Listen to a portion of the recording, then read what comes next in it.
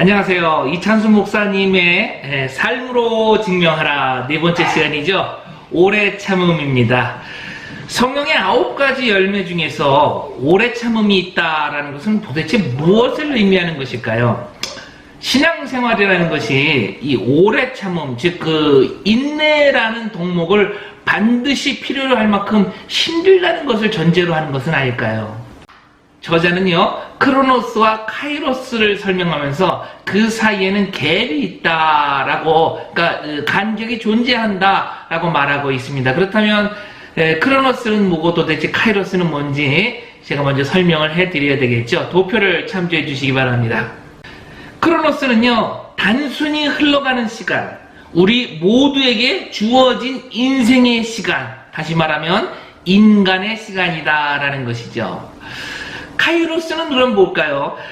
크로노스를 뚫고 들어와서 만들어 가시는 하나님의 임재, 다시 말하면 하나님의 때다라고 말할 수 있을 것입니다. 쉽게 말하면 크로노스는 우리에게 주어진 60년, 70년, 80년 그 인생의 모든 시간을 크로노스라고 말할 수 있을 것 같고요. 카이로스는 뭐냐면 그 인생 중에서 하나님과 교제하는 시간, 하나님과 교통하는 시간, 하나님이 나를 만들어 가시는 시간, 하나님이 저에게 말씀을 주시는 시간, 이렇게 하나님의 시간과 겹쳐지는 시간, 이렇게 생각하시면 될 것 같습니다. 이 카이로스라는 말이요, 그리스 신화에 나오는 기회의 신에서 유래되었다라고 합니다. 기회의 신 보이시나요? 앞에서는 어디를 움켜줘도 잡을 수 있지만 일단 뒤로 가고 나면 어느 한 군데 잡을 수 없게끔 되어 있는 것이 기회의 신 카이로스라고 합니다. 우리 주변에서 일어나는 비극적인 일의 대부분은 다 삶 속에서의 인내를 이루지 못한 데서 기인한다. 아브라함의 예를 들어보면요, 자녀를 주겠다는 그 하나님의 약속을 견디지 못해서 하갈을 통해서 아이를 갖게 되죠. 그 일 때문에 가정의 평화가 깨지게 되고 온 집안이 시끄러워졌죠. 이것이 바로 그 카이로스, 하나님의 때를 인내하지 못한 그 아브라함의 그 모습인 것입니다. 야곱의 아내 리브가 역시도 그 하나님의 때 카이로스를 인내하지 못하고 하나님의 약속을 받았음에도 불구하고 에서가 받을 그 장자의 복을 야곱을 부추겨서 속여서 빼앗게 되죠. 결국 어떻게 됩니까? 야곱과 에서는 철천지 원수가 되고 외삼촌 집으로 도망가는 신세가 되고 마는 것이죠. 그 후로 리브가는 죽을 때까지 아들 야곱을 볼 수가 없게 되는 겁니다. 왜 이런 비극이 일어났는가? 분명히 하나님께서 약속의 말씀을 주셨는데 그 약속의 말씀을 믿고 하나님의 때를 기다리지 못했기 때문이다. 이것이 남의 일인가? 오늘날 이 땅의 수많은 가정에서 일어나고 있는 일들이다. 하나님의 약속의 말씀은 저 멀리 있고 눈앞에 보이는 자녀의 성적표는 한 손만 나올 뿐이고, 그래서 마음이 조급해진 탓에 지금도 수많은 어머니들은 하나님의 약속을 신뢰하지 못해 자신의 방법대로 자녀를 괴롭히고 있지 않은가? 이 모든 것이 하나님의 때 카이로스를 기다리지 못하는 부모들의 조급함 때문에 벌어지는 비극이다. 우리가요, 일상에서의 벌어지는 인내뿐 아니라 이 영적인 인내를 이루어야 하는 그 이유는요, 그 신앙의 분명한 단계이기 때문이다라고 저자는 말하고 있습니다. 하나님을 영접하고 신앙의 기쁨을 누리면 그 기쁨이 지속될 것 같은데 침체의 단계가 오기도 합니다. 내 기도는 들어주시지 않을 것 같고 심지어 고통 가운데서 나를 방치해 놓으신 것 같은 그런 고난이 찾아올 때가 반드시 있다라는 것입니다. 영혼의 어두운 밤이라는 책에요, 고통을 표현한 글을 이 저자는 옮겨 실었습니다. 마치 나의 영혼이 사막에 있는 것처럼 다시금 사악한 기운이 커져가는 느낌을 받는다. 모든 사람이 다 나의 적인 것 같다라는 느낌을 받는다. 이런 영혼의 밤에 처해 있는 사람들은요, 하나님 말씀도 안 들어오고 기도도 안 되고 사막에 혼자 그냥 방치되어 있는 것 같은, 던져져 있는 것 같은 모습이죠. 이런 분들에게 저자는 또 이렇게 말을 합니다. 당신은 신앙의 가장 중요한 한 단계에 이른 것이다. 그 시기가 얼마나 중요한 단계인지 모른다. 왜냐하면 거기서부터 신앙의 두 갈래 길이 펼쳐지기 때문이다. 그 두 갈래 길의 한 가지는요, 그 영혼의 마음을 잘 견뎌서 성숙의 길로 가는 방법이 있고요. 또 하나는 그 반대로 그렇지 않은 모습입니다. 영혼의 어두운 밤의 특징은 영적인 모호함이다. 도대체 하나님이 계시기는 한 것인가? 하나님이 날 사랑하긴 하시나? 이런 영혼의 모호한 단계를 거치고 나면 하나님 사랑에 대한 명료함의 단계에 이른다. 기왕의 신앙생활을 하는 것인데 하나님이 우리에게 모호한 존재가 아니라 명료한 존재로 자리 잡게 되기를 바란다. 그러기 위해서는 영혼의 밤을 견뎌야 한다. 혼자서는 힘들겠지만 성령님의 도우심을 힘입어 인내의 열매를 품고 견뎌내야 한다. 여기에 비해 다른 한 갈래 길은 영혼의 밤을 잘못 보내고 나서 찾아오는 비참한 결과이다. 다시 예전으로 돌아가고자 하는 위험성이 나타나는 길이다. 도표를 하나 보시겠습니다. 이 도표를 보면 오래 참음과 옛날로 돌아가기의 두 가지를 비유해 봤죠. 이 사도 바울의 비유를 한번 보겠습니다. 로마서 5장 3절로 4절입니다. 우리가 환난 중에서도 즐거워하나니 환난은 인내를, 인내는 연단을, 연단은 소망을 이루는 줄 알미로다. 고통의 터널을 지난 사람은요, 오래 참은 사람은요, 이런 고백을 하게 되는 것입니다. 그러면 반대로 베드로의 한번 모습을 보도록 하겠습니다. 요한복음 21장 3절입니다. 시몬 베드로가 나는 물고기를 잡으러 가노라 하니 그날 밤 아무것도 잡지 못하였더니, 다시 옛날로 돌아가는 모습이죠. 우리가 살다가 영육간에 어두움이 찾아올 때 가장 중요한 것은 소망을 가져야 한다는 것이다. 소망이야말로 우리가 영혼의 밤을 견뎌내는 힘이 된다. 야고보서 5장 7절. 그러므로 형제들아, 주께서 강림하시기까지 길이 참으라. 이것이 신앙이다. 농부도요, 밭에다가 씨앗을 심고 오래 기다립니다. 소망의 힘으로 가을까지 견뎌내고 기다리는 거죠. 욥도 마찬가지예요. 욥기서 23장 10절입니다. 내가 가는 길을 그가 아시나니 그가 나를 단련하신 후에는 내가 순금같이 나오리라. 소망을 잃지 않는 사람은요, 이런 고백을 하게 되는 것입니다. 예수님도 기쁨을 위하여 십자가를 참으시고 부끄러움을 개의치 않으셨다. 예수님은 수많은 군병들과 군중의 조롱을 감내해야 했고 육신적인 극한의 고난을 감당해야 했으며 영적으로도 성부 하나님으로부터 버림받는 끔찍한 영혼의 고통을 감내하셔야만 했다. 그래서 십자가 위에서 예수님은 하나님을 아버지로 부르지도 못하셨다. 다만 죄인의 한 사람으로 나의 하나님, 나의 하나님이라고 부르짖을 수밖에 없으셨다. 그런 절망적인 상황을 주님이 다 이겨낼 수 있었던 원동력이 바로 소망이다. 장차 예비된 기쁨을 위하여 십자가를 참으실 수 있었다는 것이다. 고난이 찾아올 때 오래 참음을 유지할 수 있는 첫 번째는요, 소망을 잃지 않는 것. 그 다음 두 번째는요, 성령님을 의지하는 것입니다. 우리 인생의 고난의 밤이 찾아올 때 그것은 성령님이 우리 영혼의 문을 두드리시는 소리라고 보면 정확하다.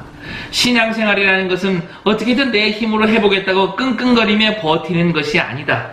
나의 한계를 처절하게 절감함으로 하나님을 의지하면서 인내함으로 나아가는 것이다.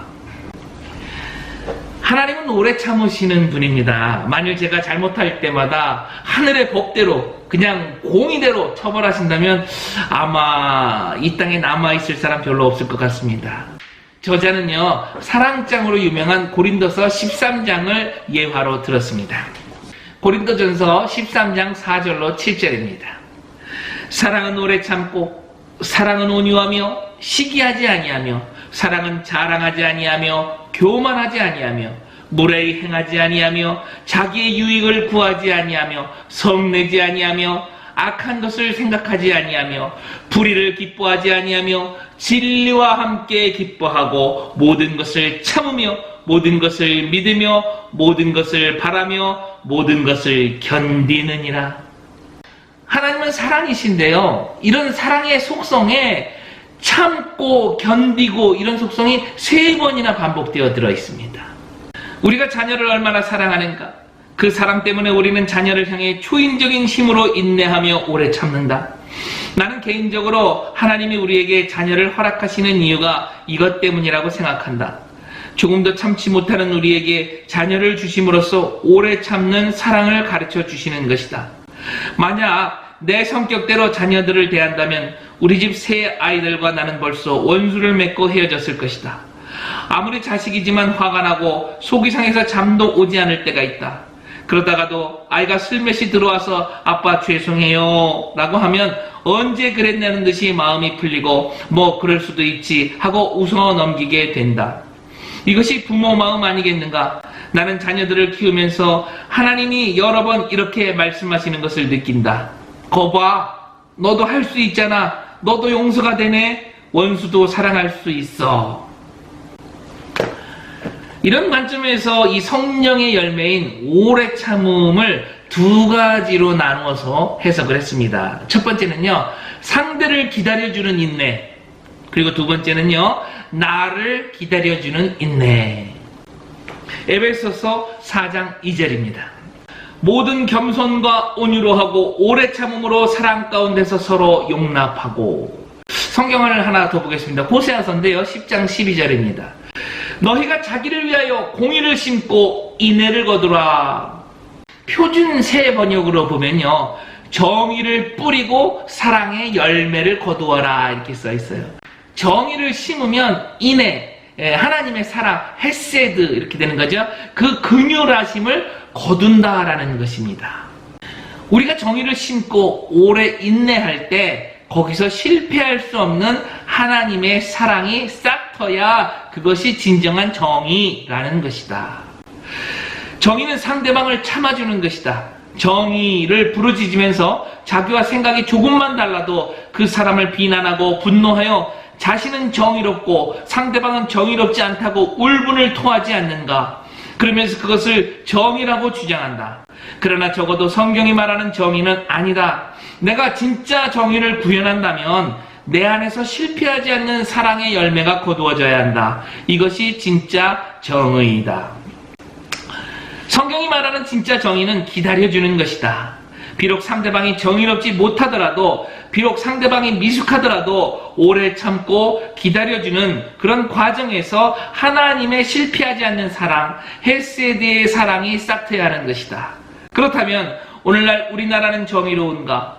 이렇게 편가름이 심하고 나와 생각이 다른 사람들에 대한 증오가 팽배한 정의는 적어도 하나님의 관점으로 옳은 정의가 아닌 것이 확실하다.